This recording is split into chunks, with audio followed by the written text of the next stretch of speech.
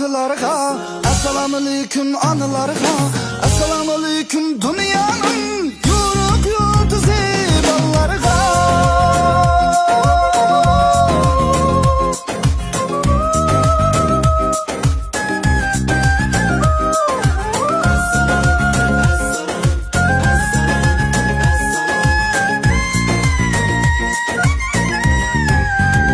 Salam qilmoq sunnati, javobi ham fariz ekan. Salam uchun egilganlar saxiy ekan, aziz ekan.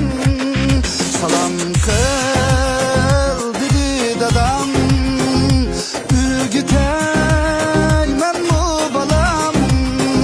Bo'sug'idan kirsa qadam, salam demak fariz ekan.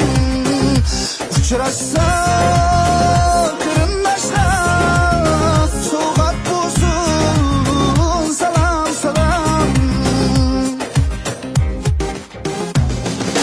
Assalomu alaykum dillarga, assalomu alaykum cho'nglarga, assalomu alaykum dunyoning yorug' yulduzi ballarga.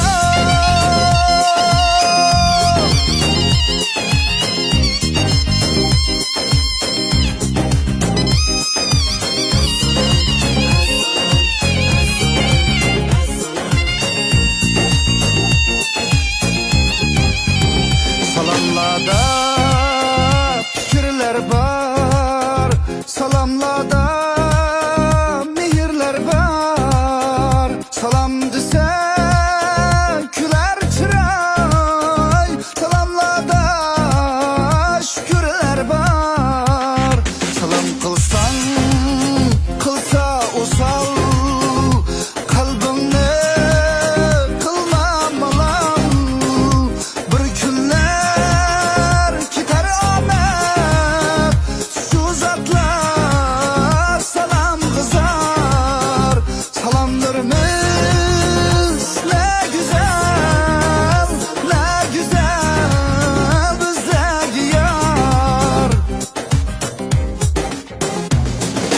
Assalomu alaykum dillarga, assalomu alaykum do'stlarga, assalomu alaykum